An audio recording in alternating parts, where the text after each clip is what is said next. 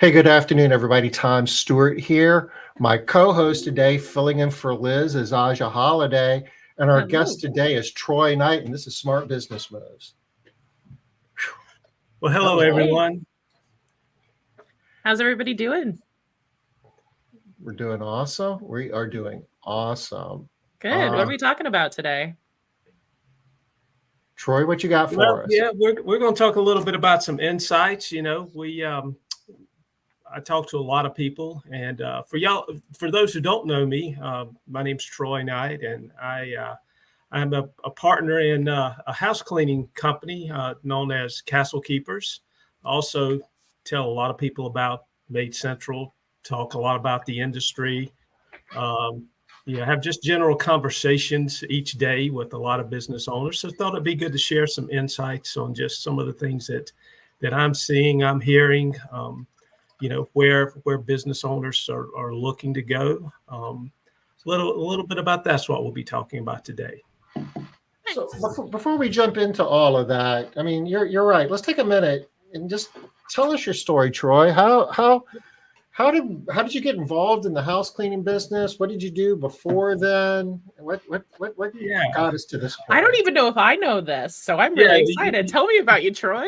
Yeah, a lot of people might know Troy, but may not know a lot of the background. So I did have a real job at one time. I worked in manufacturing, worked for various manufacturing companies, aerospace, chemical companies, worked in the materials management, what they would now call supply chain, I guess is the word, purchasing, shipping, receiving. So a lot of operations background.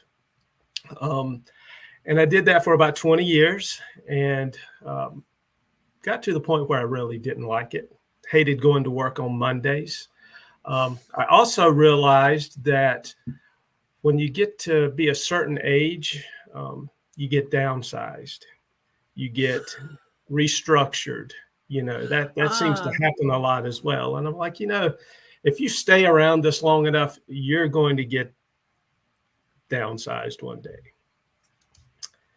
And didn't want to do that. So I said, I want control. So really the reason I stopped my real job at that time and developed a new real job is I wanted more control. A lot of people start businesses for different reasons. Some want, money, some want control, some want what they feel like security. So I said, what do you want to do, Troy? And I decided I would clean houses for several reasons. So I told my wife, I said, you know what, I'm going to quit my job and clean houses. So you can imagine how that went, So how do you? I'm sorry. What? How do you explain that to your friends? I mean, you worked in a profession and worked for publicly traded companies, and had a big title and everything else, and leaving all that to clean homes. Do people think you were crazy?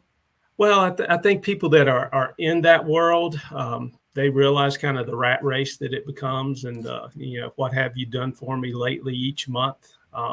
So they didn't necessarily think I was crazy. Other people probably thought I did. But, my wife got over the initial shock and she said, hey, let's do it. So I went and I quit my job. I had a 10 by 10 office. I had a website, no customers. So, I had 0 customers. But before I got to that point, there was a lot of work. There was a lot of things I tried to do to educate myself, to understand, what I was in for. And what year was this? This was about 13 years ago. So that would, so things were a lot different back then. And so I stumbled across this company in Charleston. Didn't know this guy didn't have any idea who he was. But I was going to focus on green cleaning, eco-friendly cleaning. I came up with the name, the GR for green, the ECO, put it together, called the company Greco, all of that kind of stuff. And so my wife and I, we lived about 3 hours from Charleston. So we drive down to Charleston and we meet with this guy who was selling ladybugs, dry steam vapor. We were going to use some of that, right? And so we go in and we meet with this guy named Tom Stewart and his wife, Janice Stewart. And we talk about house cleaning and, what I was doing and how I was going to quit my job and start this company. And I don't know, maybe he and his wife thought I was crazy too. I don't know, but they sold me a ladybug. I'll tell you that. So I bought a ladybug, and but then the sales didn't stop there. Okay, so what happens next is he's like, so you don't know anything about what you're about to get into? And I'm like, no, not really, but we're gonna give it a shot. I said, I figured I had 4 years. My daughter was a freshman in high school. I said, I got 4 years. If time for her to go to college, if I don't make it, I'll go get a job I don't like. I've already got that, right? True. And he told me about this program that they were just kicking off. And I think right then it was called Foundations of Business, or it was Foundations 1. So now we're talking about Foundations 13, and I guess, what is it? It's almost March. So a few weeks, there's going to be an event down in Charleston, right? Foundations 13. 2 weeks, 2 days, 5 hours, 51 minutes. Whoa. Yeah. So they're having this new Foundations 13 event, and people come to it, and they hang out at the beach house for a week, and a lot of interaction and a lot of learning and all of that's going on. Oh, look at there. How about that? So, but when I went through, it was much different. There was no beach house. There was no getting everyone together. It was basically, what was it, Tom? Like weekly? Was it weekly? We did a webinar, and Zoom wasn't even a thing back then. I think I forget what product we were using, WebEx or something, but we did a weekly webinar, and there was some one-on-one coaching calls that we did throughout that process, and the whole thing took 6 months to complete. It was one lesson a week for 26 weeks. Yeah. So, wow. so that was my Foundations experience. So, but that was good because remember, I knew nothing. I had no idea. We were talking about cleaning procedures, and I didn't have a cleaning procedure, and we were talking about, policy manuals, and I didn't have a policy manual. So, so for me, going at that pace was fine. So, I survived that, started cleaning homes, did that here in Greenville for several years. And then again, still stay in touch with this guy, Tom, and his wife, Janice. And he calls and says, hey, there's an opportunity for us to do some work together. We did some corporate housing, some cleaning of corporate housing for an account he had in Charleston. We did some work up here in Greenville. And then the next thing you know is Tom's been developing this software. He's been working on this software to help manage castle keepers in Charleston. And so we meet and we talk, and he says, hey, there's an opportunity for us to maybe become partners here, and we can use our software that we're developing to run the sales, recruiting, payroll. We can do that remote from Charleston. And you'll focus in Greenville on just execution, hiring, training, cleaning homes, those kind of things, those activities. And the goal was to really develop multiple locations across the U.S. So we went down that path, and we did that. And, we got, 6, 7 locations across the U.S. at one time. And then COVID came, kind of shifted gears. Tom had been getting a lot of pressure from folks, I want to use the software. I want to use the software. And, Tom gave them finally the speech of, here's a login, use it, don't call me, we can't support it. But during COVID, You're on your own. I mean, if I'm not telling something right, Tom, you feel free to interrupt. This is how I remember it anyway. So then what happens is we shift focus a little bit. So COVID came, not cleaning homes, put more effort, more attention into building out a team, building out a support staff to allow other cleaning companies to use MaidCentral. And so then we did that, and then we started getting out of these other locations, selling them off, and now we have Charleston Castle Keepers, we have Greenville Castle Keepers, where I am, and really now have evolved into really just sharing more about MaidCentral with business owners.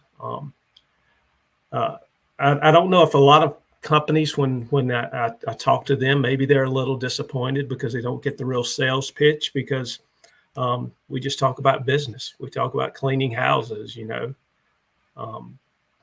there are companies that are startups. Well, I kind of get it because I was a startup at one time. We talk about companies going through the different stages of growth and how you need to change and adapt. And so we talk about that, and then we see if MaidCentral is a fit. And if it's a fit, that's awesome.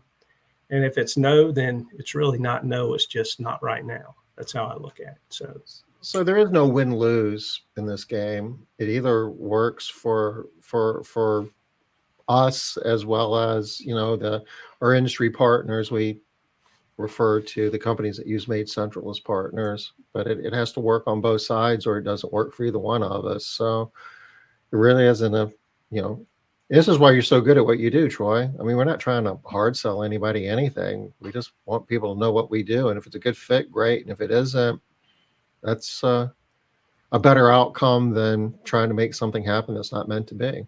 Yeah, it's really about trying to help people. I think that's one of the things that I always try to do, is really just help people. And when I had the real job, one of the I guess the knocks on me was around business toughness, because I always wanted to help people. I always wanted to pitch in, or try to make things better, and sometimes that isn't what they always wanted. So we'll talk to folks, we'll talk about house cleaning. Sometimes we realize really upfront that are probably not a good fit, but we'll still talk about how they pay employees, and different pay structures and the benefits of having those. And like I say, it's might be a no for now, and when the timing's right, we're going to be there, and we're going to help you out. And it's never no forever, because the story's still being written. It's just getting to the right place in the right time. The story's still being written, and the story with MaidCentral still being written. We're continuing to develop, we're continuing to add new features. The story with the cleaning companies that I'm talking with, it's still being written. They're still growing, they're still evolving, they're still facing challenges, and we're just kind of here to help. And that's one thing, in the whole industry. I met Tom, I met Janice, I've met others. Everyone in this industry really does try to help one another, I believe. So it's pretty cool. It's one of my favorite things about this industry, is just how much people like to help each other. I like that. It's really great to see on our group calls and stuff as well. So. And when we do our live events or go to convention or something, I mean, everybody's hugging everybody. You don't see that in other industries. Yeah, when you were doing your supply chain stuff, Troy, I imagine there wasn't a whole lot of hugging going on. Yeah, there was not a lot of hugging going on, and that's one of the reasons too. Why did I select this industry? Because I realized how important cash was. Because in my old world, it was like, hey, you know what? Terms are 30 days. We're going to push into 90. And if they don't want to take 90-day terms, then we'll go find another supplier, So I knew that you would get squeezed. So, cash is important. Profit's important. Those are some of the things we hear nowadays that when I'm talking with different business owners, some of the things that we're looking for, they're looking for, is just, they need more. They've grown their business. They've been a startup. They've, when you're a startup and you're a new company, especially like I was many years ago, you can kind of grow that thing quick to begin with, because you're starting from nothing, so you can get some momentum. You can develop that good foundation. You can get some growth, but then you start hitting some challenges. you start needing a little more. You need to start doing some things a little differently. And, that's one of the things too, when I'm talking to folks, it's, how can we focus on, or what are they looking to focus on? Like, a lot of people want to talk about revenue. A lot of people want to talk about customer counts and things like that. But really, profit's super important. And we're seeing more and more people start to realize just how important the profit piece is in what they're doing. Because, nothing worse than cleaning a lot of homes and going home broke at the end of the day. Everybody gets paid but you. Right. Yeah. So you're in a unique position, Troy, because you're talking to cleaning business owners, every week. You're talking to a bunch of people that are running house cleaning businesses, and you see a lot of different things, don't you? Yeah, we see, we're talking to many different companies. We're talking to different parts of the nation. We're talking to companies in Canada. We're seeing people at companies at different stages of development, different stages of growth, but everyone wants more. Everyone wants to get better. It's really trying to define what getting better is for everyone. Yeah, and like what that looks like at what stage they're at. How long have they been going at this, and what are their constant troubles, and what are they really good at, what are they not really good at? Like, there's you can get to a very high level of business with vastly different skill sets. So I think it's pretty cool to see how that turns out for people. Like, you might not have the same skills as your best friend in the industry, but you're both about the same size, getting to a point, but there's always that like kind of walls, those scalable walls, I guess. So Troy, when you're meeting with primarily cleaning business owners, I presume people are operating house cleaning businesses, and they're evaluating software. They want to know something about MaidCentral. What are any common themes? Are there certain things that you see popping up time and again that companies are looking for help with? Yeah, you hear a couple of things. You hear things like, well, I've outgrown my current software, if they're using software. You hear things like that. So, you have to understand what does outgrowing mean. And I was going to ask, what does that mean? Yeah, what does it mean to outgrow something? Well, many companies are labor intensive in the office. They've got the owner's doing a lot. The owner is doing payroll. The owner's involved in scheduling. The owner's involved in a lot of activities. So we talk about how they can get a life back. You can go, you can hire people, but it's expensive to hire a lot of people. So we're seeing where a lot of companies are running really lean right now, and are wanting to run lean. So we're talking about how we can provide a solution with helping them with create more efficiency in their office, how we can make their office staff more productive, how we can help their office staff focus on more important things to the business to help them drive profitability, customer success, how they can. And the interesting thing too is, you would think that when you're talking to these companies, a lot of times they'll bring in their office manager, their general manager, the owner will. And we're talking about how we're going to make things more productive. We're going to reduce the need for you to create this spreadsheet. We're going to reduce the need for you to track these numbers. But that might be you just went down my job description. I mean, do you hear that from some of the people on the call? Surprisingly, I don't hear that from a lot of the people on the call. Okay. I hear the opposite. I hear from the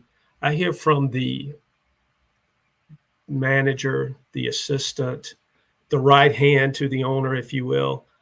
I hear excitement more than anything. I get the look like, what, that they can do that, or this is possible. Because I think a lot of times they want to function at a higher level.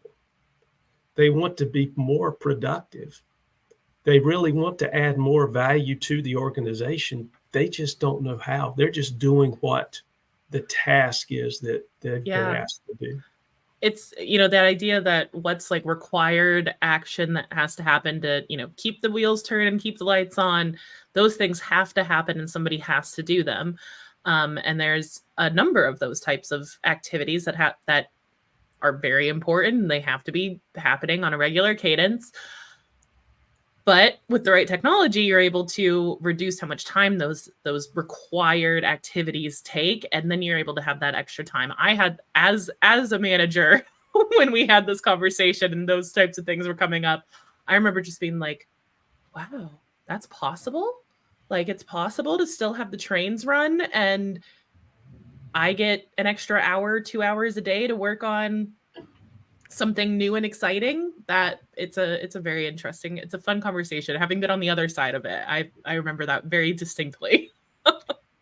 But if you think about the way, and when you say the way it used to be, I guess you can go back, there's several iterations of that, but, paper worksheets where you're printing out paper and poking holes in it, you're putting it in notebooks, and making phone calls to customers all day, reminding them that they have a job tomorrow, and doing things with email all day. And, you come in the morning and 2 customers, cancel, and, cleaning technician, can't come to work, and you're taking all these pieces of paper out of notebooks and moving around to other notebooks. Just scheduling. I mean, you could make a career out of scheduling. Remember when companies would have a person? What's your job? I schedule. That's my job all day. I schedule. Yep. They're fighting it. So, they, like I said, they want to perform at a higher level. They want to contribute in a greater way. They want to do things that are adding more value. They don't want to sit here and read. Is that true? Is that true in all cases, or do some people struggle with that? I mean, that's change, and change doesn't always come easy, right? Is it scary for some people? I'm sure it's scary for some people, but I'm shocked at how many people are excited about it and are looking forward to their jobs being better. And the other side of it is, they're able to focus on those things that can add value. You think about what are some things that can add value. One thing that companies want to do, and they say, oh yeah, but we haven't done this in a long time, are rate increases or rate adjustments, because it's hard. It takes time. It's time that a lot of these folks don't have. So we're able to free them up so they can do that. One of we track some KPIs, and we've identified the core KPIs within MaidCentral, and that rate increase, 6% rate increase. If you can do that each year, if you can do a 5% rate increase every year, you're probably staying up with inflation, exceeding it in many years. That's real money to your bottom line, So those are the kind of activities that those managers really want to do, but they just don't have time to do. So yeah, that's interesting to see the excitement, because you would think that there would be a little more fear. I would say those that are probably more fearful or more cautious maybe is probably the business owner. Yeah. Because what happens is you start with nothing. You build, you get a few clients, you've got some revenue. You finally hit that day where you're profitable, right? You're not paying for everyone out of your own pocket. You're profitable. You feel like you've got a business. And you don't want to do things that might take you backwards. So it's almost like you start out with nothing and you're really excited, and you'll just go for it because you have nothing to lose. And then as you get a little larger, well, now it's not really complacency maybe, but it's that fear or caution that sets in, and it's almost paralyzing in a way. You don't want to break it. You use the term you're profitable. some cases, I don't think we even know if we're profitable or not. All we know is that we're making payroll every Friday, Mm-hmm. and I don't want to break it.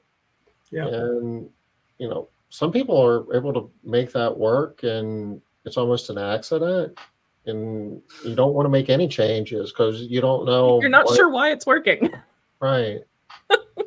That's also one of the challenges, and why sometimes I think companies are like, well, maybe now is not the right time, because they don't want to break anything, or I need something new, I need something different. And just getting a new tool or a new piece of software or a new toy, that alone may not make it better.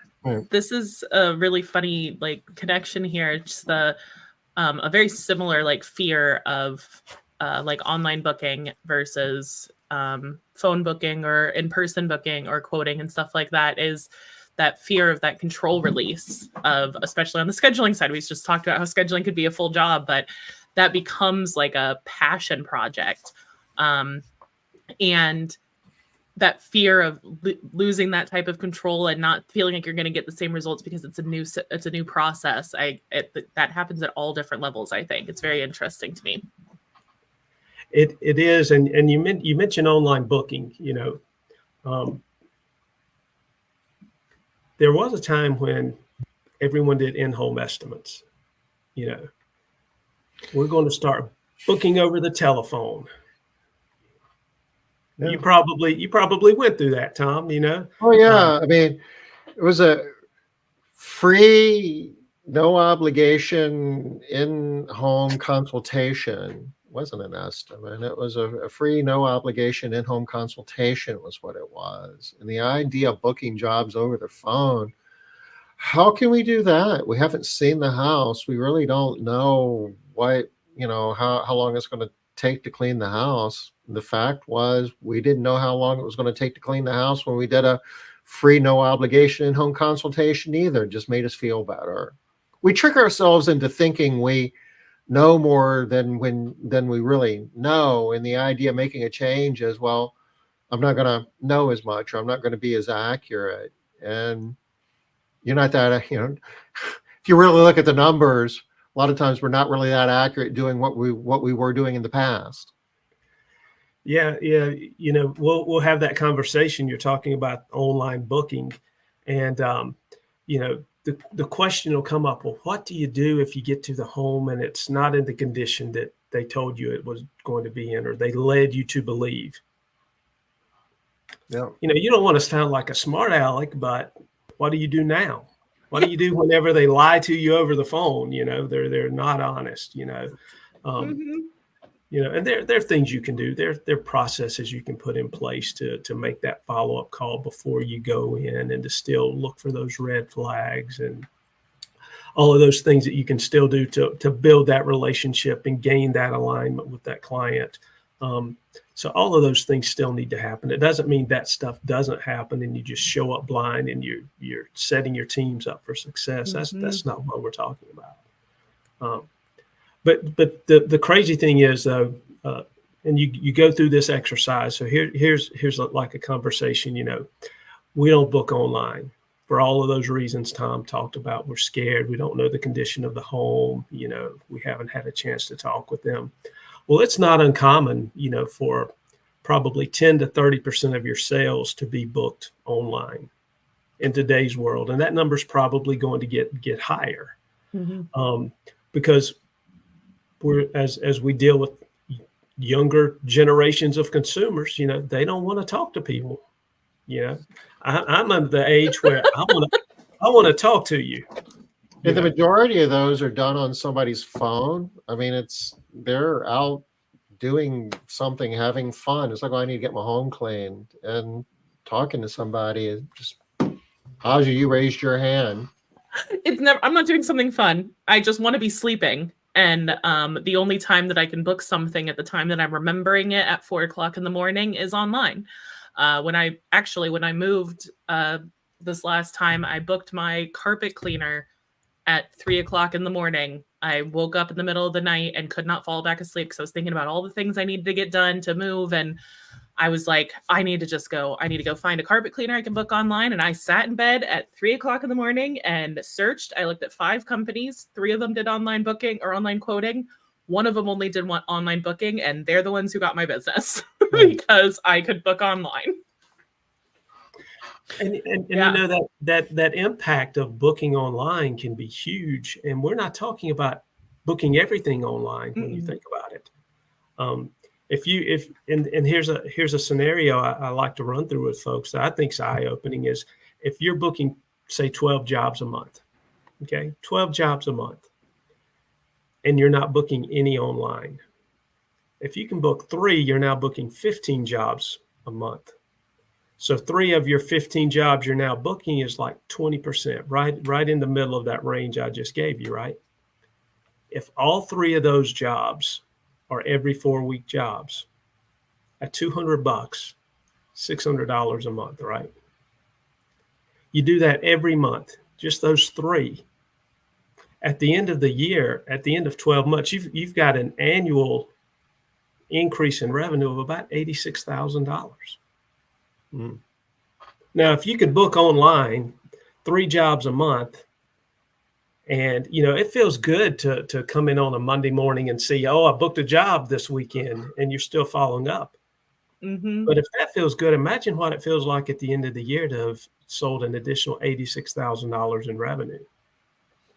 Yeah, and then it's also go ahead. No, you. I was going to say it's also really cool because you do get a higher lead count in that process as well. The people that are just looking at something at 3 o'clock in the morning, you've got their information now, and they have that information of what that price might be. And now 3 months down the line, after they've churned that thought process over again, that's somebody who saw a price that probably wouldn't have any other way that might be ready to book, be one of those 3 people 3 months down the line. Like it helps increase that cycle a little bit for you too, that pipeline. Yeah. And you hear some people talk about, how did they know I was looking for carpet cleaning? Because now on your feed, carpet cleaning comes up, right? So, so the other added benefit, if you're doing retargeting and you're doing a lot of marketing online, that brand recognition, that brand awareness, they're going to continue to be showing up, So when you're talking to cleaning businesses, how often do you hear reluctance to do things like online booking? Sometimes I guess people are just telling you that they don't want to do that. We hear reluctance a good bit, but they want to do it. They're just fearful about doing it, because it's that unknown, it's new, it's different. But when you can talk to them about, the additional 86,000 in revenue, if your payroll to revenue, we talk about that as well. If your payroll to revenue is really high and you're at 50%, that's an extra $43,000 in gross profit. How often do people know what their payroll to revenue is? Not often enough. That is one of the things that is surprising is whenever we're talking about, your company and what do you want to achieve? And, because I want to find out about the company, how are you paying? Are you teams? Are you solos? What's your payroll to revenue? I don't know. Or I'll have to ask my accountant, or my accountant's still doing the books or haven't closed this out. So it's really surprising. The probably number one metric that you need to know in running a cleaning company is that payroll to revenue. Yeah. It's a big one. And there, there are a lot of things you can do to improve that as well. And I guess that's the other thing you think about, changing that paradigm, or that paradigm shifting. A lot of business owners know they need more. I've outgrown what I'm currently doing. I need something different. But as you asked earlier, though, how do they define I've outgrown what I'm doing? What is it that I'm currently doing that's no longer meeting my needs? It's really different for everyone. Outgrowing may mean, for a lot of companies, it means that they have fragmented processes. I've got one person still making manual phone calls to do reminders, or I don't have any type of feedback from my clients. Okay. So they're either not doing something, so then we talk about the scorecards and those benefits. So it's really different, but a lot of it focuses with that business owner wanting to get more time back. That's really what a lot of them are talking about, because like I said earlier, running leaner, the business owner is doing a lot.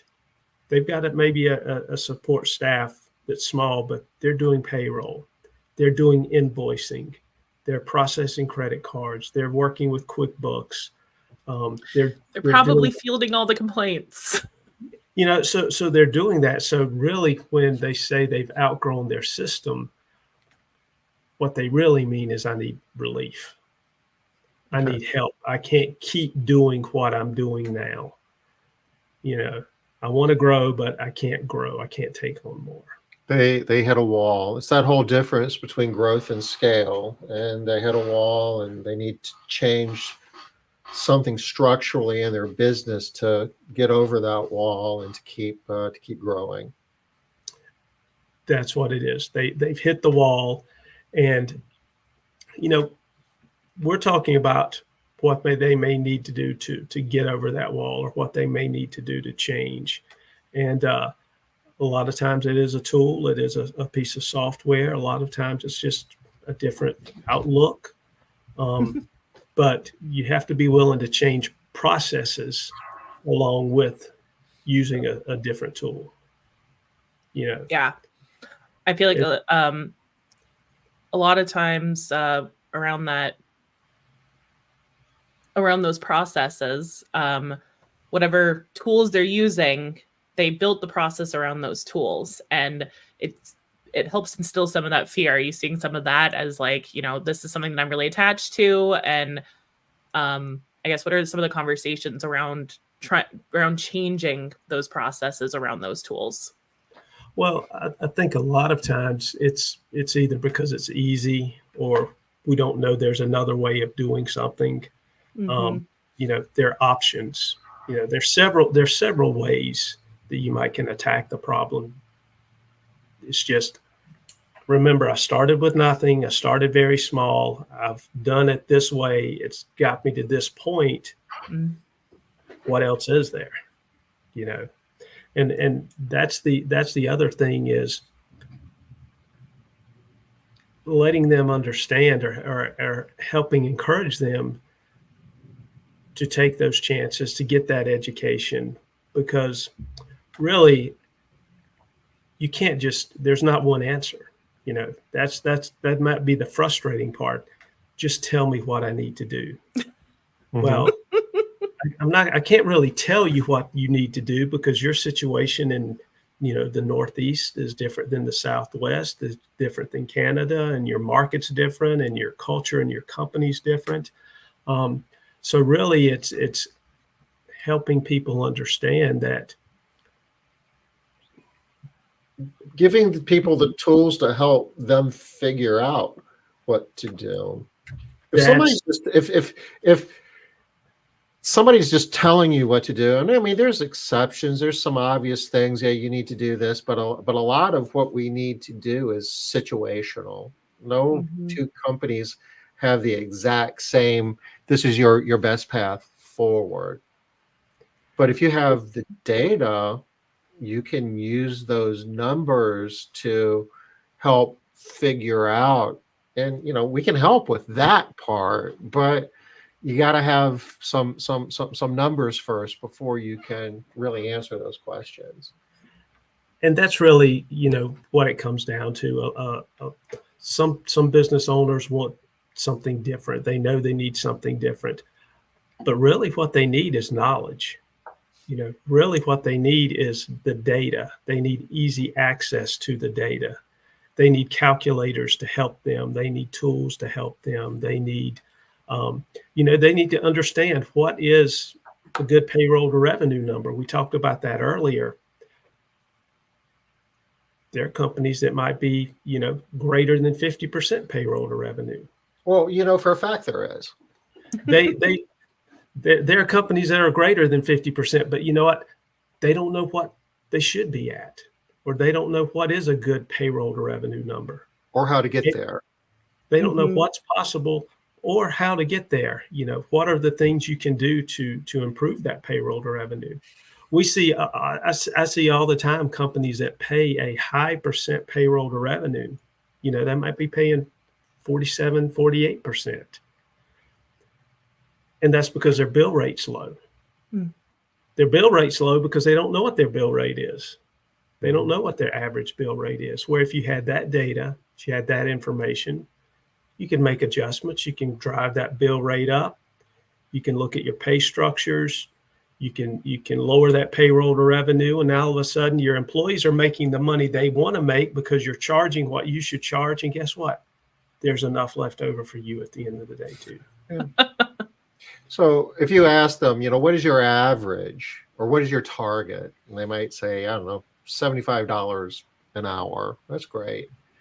Are you actually at 75? A lot of people don't know, and some of them do. But then you ask, okay, well, what percentage of your jobs are less than $40 an hour? And nobody knows that.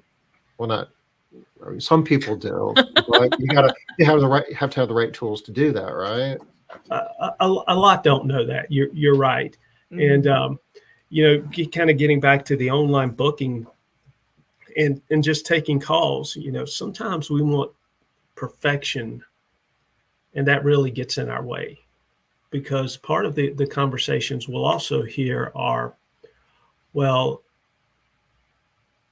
what if they're underpriced? What if they aren't honest with me? So then here's the other story we get to talk through. You have an every 2-week customer that wants to book now. They want to go next Tuesday. You have availability. You just aren't certain what team to put it on. So you're like, oh, what do I do? What do I do? You take the job. That's what you do. First thing you do, you take the job and you put them on the schedule and you stop the shopping, right? And you know what? If you look at that job, that schedule, and like, I don't have enough people to clean this home. You take that monthly, because I bet most companies have a monthly, an every 4-week job, every day of the week. That every 4-week job doesn't really care that much because they're every 4 weeks, right? And you go move that every 4-week job, and you just took an every 2-week customer, and now you're making more money. So, it doesn't have to be the perfect answer, because when you're talking to them on the phone, you're not giving them the perfect answer. Working within the unpredictability is Yeah. kind of key. This is an unpredictable industry. It's, cleaning is unpredictable. People are unpredictable. That's a lot of unpredictability mixing together. And the more that you try to control that, honestly, the harder it becomes. And I would say the worse the outlook ends up being too, because if you say no to that client and that 2-week client, and then that day rolls around and somebody else had canceled, it's too late to fill that spot now. That revenue is never coming back. And if you've been in the business for any length of time, that's what happens. You know that we'll have a conversation, and you know what, my schedule changes. I'm in here in the morning. I've got to move these jobs because customers want to move. They want to reschedule. But then when you're talking about online booking or where the job should go, it's like, it's got to be on the right team at the right time on the right day. And it's like, that answer is not going to be the same answer in 2 weeks. We all know that, so part of it, I think, is embracing the change, and being able to. So when you're meeting with cleaning business owners, it sounds like a lot of the discussion has a lot more to do with opportunities to make change in the business rather than the technology is part of it for sure, because it enables that change. But if you're reluctant to embrace the full package and use this as an opportunity to make change in your business, then you really aren't getting the value out of the whole exercise like you should. You're absolutely right, and you know that's what I tell people. You know, we'll have conversations, and you know, trying to determine, is it a good fit, is it a win-win, is it right now, or is it no for now? You know, if you just want, when I'm talking about MaidCentral, if you just want to schedule jobs and you just want, you know, to put teams on a job and you want to process invoices at the end of the day, there's a lot of options for you there. But if you really want to make meaningful change, and if you really want to understand the data and understand the numbers and drive those metrics, and drive continuous improvement, because that's really what it's about. You know, it's a race, and we have to continually be improving and continually changing. And if you embrace that, you're going to more than likely win at the end of the day. And a lot of those changes are reversible decisions. You know, you can try something, you know, online booking, and if you get some, we use the term non-conforming outcome, a non-conforming, you know, issue. If something happens that you don't want it to happen, first figure out, you know, why and what can I change to make things better. But if you can't figure it out, you can always stop doing, you know, whatever that is that you stop. Those are very easy decisions to reverse. And successful CEOs, I'll just add, I've seen this so many times, are prone to action. You know, let's jump in, let's try it. We're going to make some mistakes. We're going to figure it out, and then we're going to be to a better place. None of these decisions are putting, you know, the long-term success and solvency of the business in question. This is, especially in 2024, you know, if we're not changing, we're in some regards just falling behind. You're falling behind, yeah. And you know, I don't think it's even so much. You're right. It's a decision that can be reversed. You could stop if you wanted to, but it's also the first step you have to take to get better, because we're going to quote online like we talked earlier. We're not going to do in-home estimates. We're going to quote over the phone. What should my pricing be? You know, all of these things you can change, you can modify, you can learn from. You know, one thing I guess it's not really funny, it's probably something we don't think about, is we'll talk about increasing prices, right? We need to do a price increase. I want to be at $60 an hour. I want to be, but then we quote at 50 for 5 years, and we never go in and increase our average, you know, rate from 50 to 55 or 54. Those are easy changes you can make, even if you're not using software. If you're just using the spreadsheet, you know, change your average bill rate from 50 to 55 and quote on that for a week or a month. And you know what, if you're selling as many jobs, great, you're making more money and you're driving that bill rate up and you're driving that payroll to revenue number down, and you know, life's just getting better. So much of what you're seeing in terms of the actual processes and how people are going about doing what they're doing in their businesses was the way that we did it 10 years ago and the way that we learned to do it 10 years ago. And the world has changed and technology has changed a lot, but you know, a lot of the thing, but we haven't caught up yet in terms of that being the common consensus and thinking in a lot of cases. You know, a couple of years from now, a few years from now, everybody's going to know their payroll to revenue, and everybody's going to be doing rate increases and rate adjustments, and everybody's going to know productivity and efficiency, and you know, it's going to be part of the common lexicon. But you know, we haven't caught up with the technology yet.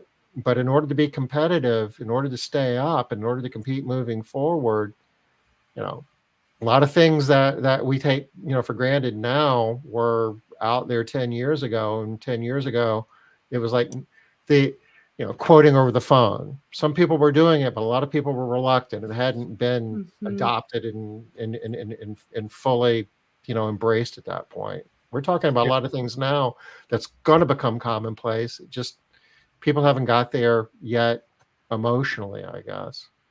I mean, business is an iterative process, every step of it has you have your goal, and that goal kind of doesn't change. We're doing quotes and we're doing sales. That's the goal. How we get there is going to drastically change over time.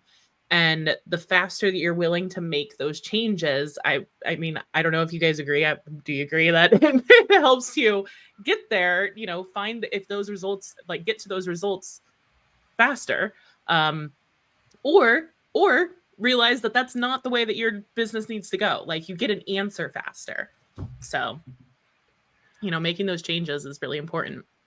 Yeah, and I think the other thing that's happening is the really successful companies, they realize I don't own a cleaning company.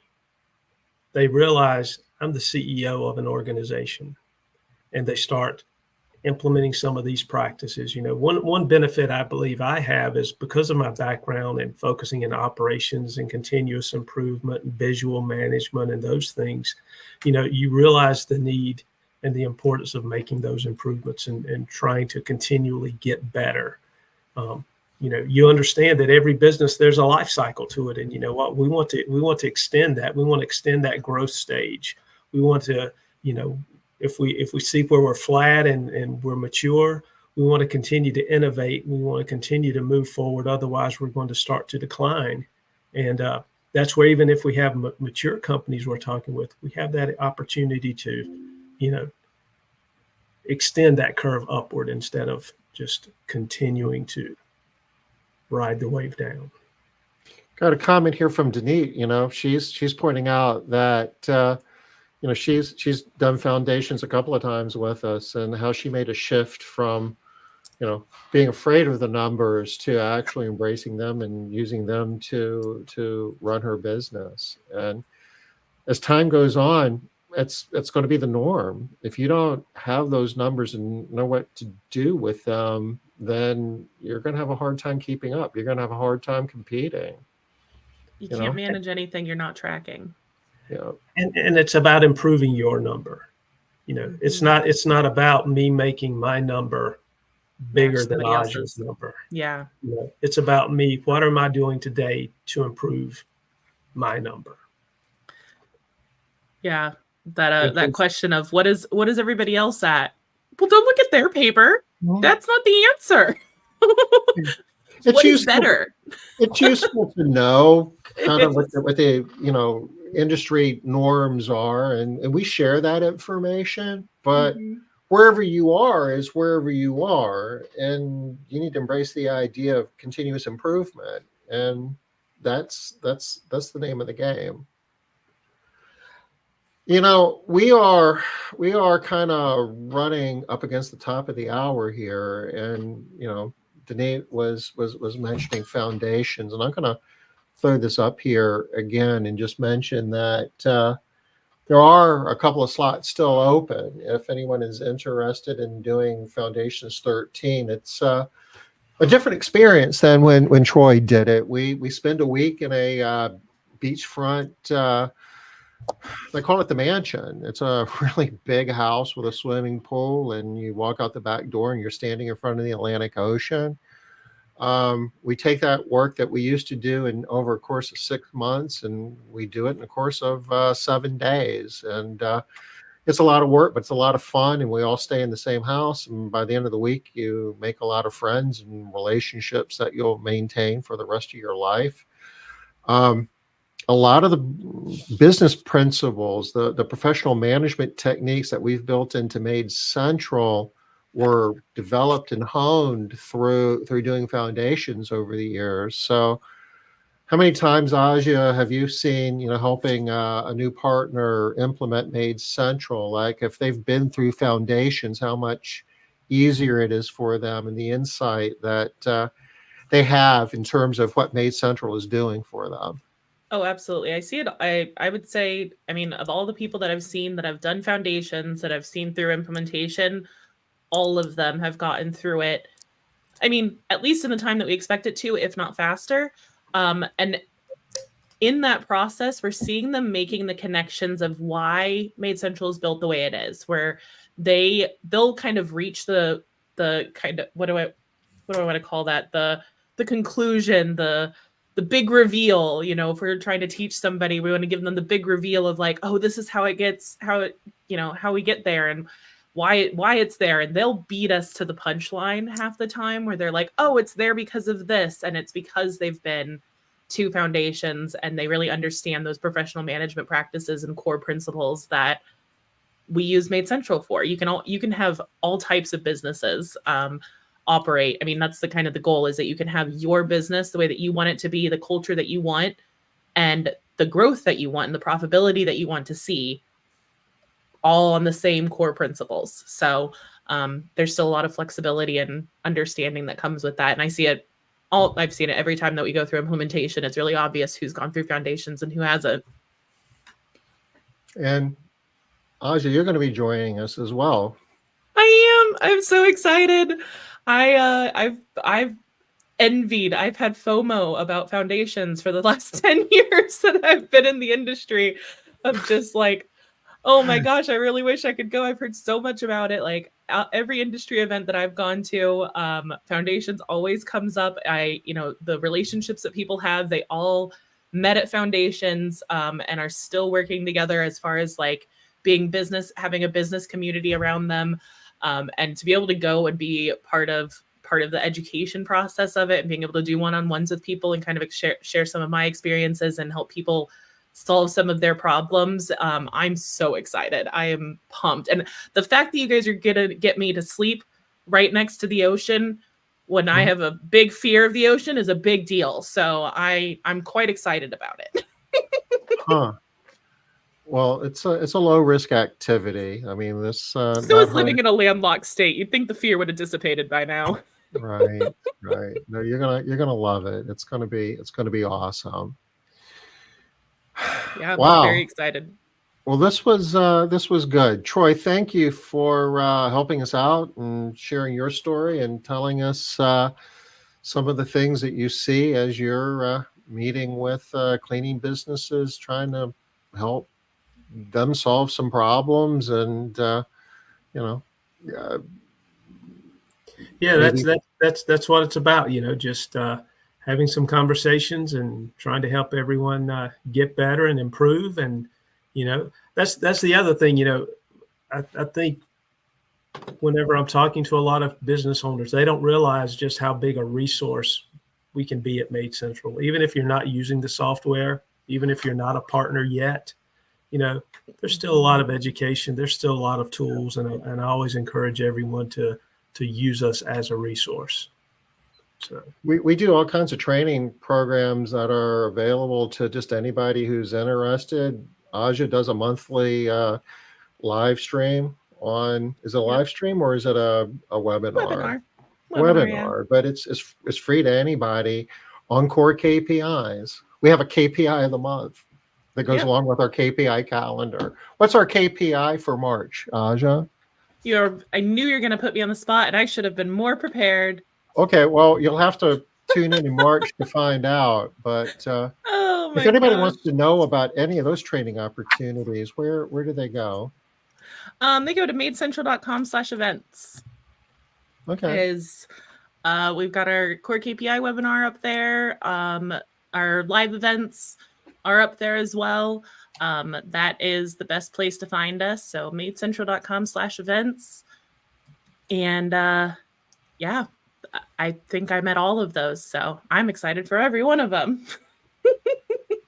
Okay. So this is the page we go to, maidcentral.com events. I guess that's up here in the... it is close rate per week. I knew that. I'm going to paste that. I just don't work well under pressure. And you can actually sign up and download a calendar, which will update your Google Calendar or your Outlook calendar, so it'll remind you of upcoming training opportunities with MaidCentral. So we are at the top of the hour. So we're going to have to go ahead and call it a wrap. Troy, thank you. Thanks a bunch. Aja, thanks for Thank you guys. filling in for Liz. And we'll be back next Wednesday, 5 o'clock Eastern. Until then, everybody take care.